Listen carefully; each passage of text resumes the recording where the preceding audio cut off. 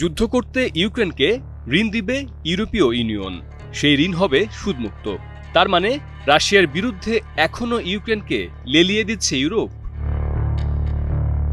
আগামী 2 বছর সামরিক ও অর্থনৈতিক চাহিদা মেটাতে ইউক্রেনকে 105 বিলিয়ন মার্কিন ডলার সুদমুক্ত ঋণ দিতে সম্মত হয়েছেন ইউরোপীয় ইউনিয়নের নেতারা। গণমাধ্যমকে বিষয়টি নিশ্চিত করেছেন ইউরোপীয় কাউন্সিলের সভাপতি অ্যান্তোনিও কস্তা।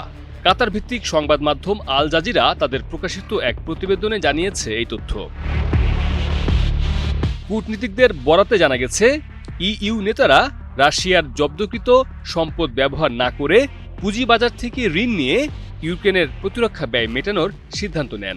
সামাজিক যোগাযোগ মাধ্যমে দেওয়া এক পোস্টে কস্তা বলেন, আমাদের একটি চুক্তি হয়েছে। 2026 থেকে 2027 সালের জন্য ইউক্রেনকে 105.5 বিলিয়ন ডলার সহায়তা দেওয়ার সিদ্ধান্ত অনুমোদিত হয়েছে। আমরা প্রতিশ্রুতি দিয়েছিলাম, এবার তা বাস্তবায়ন করেছি। তবে কস্তা অর্থায়নের উৎস সম্পর্কে নির্দিষ্ট করে কিছু বলেননি। 18 ডিসেম্বর গভীর রাত পর্যন্ত আলোচনা চালিয়ে যাওয়ার পর ইইউ নেতারা এই সমঝোতায় পৌঁছান। ইইউর খসড়া নথির বরাত দিয়ে বার্তা সংস্থা রয়টার্স জানিয়েছে, পুঁজিবাজার থেকে ঋণের মাধ্যমে ইউক্রেনকে অর্থের যোগান দেওয়া হবে। এটি ইইউ বাজেটের বিপরীতে সুরক্ষিত থাকবে। এর ফলে ইউক্রেনের যুদ্ধ প্রচেষ্টায় সহায়তার জন্য জব্দকৃত রুশ সম্পদ ব্যবহারের বিতর্কিত পরিকল্পনা থেকে আপাতত সরে এলো ইইউ। একই সঙ্গে ইইউ সরকারগুলো ও ইউরোপীয় পার্লামেন্ট রাশিয়ার কেন্দ্রীয় ব্যাংকের সম্পদের ব্যবহার করে ইউক্রেনের জন্য একটি ঋণ কাঠামো গঠনের বিষয়ে আলোচনা চালিয়ে যাবে।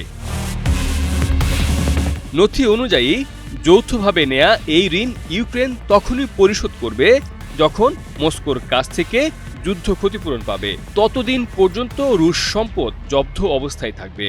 একই সঙ্গে ঋণ পরিশোধে প্রয়োজনে ওই সম্পদ ব্যবহারের অধিকার সংরক্ষণ করবে ইইউ। মির্জা রকিবুল হাসান, নিউজ 24।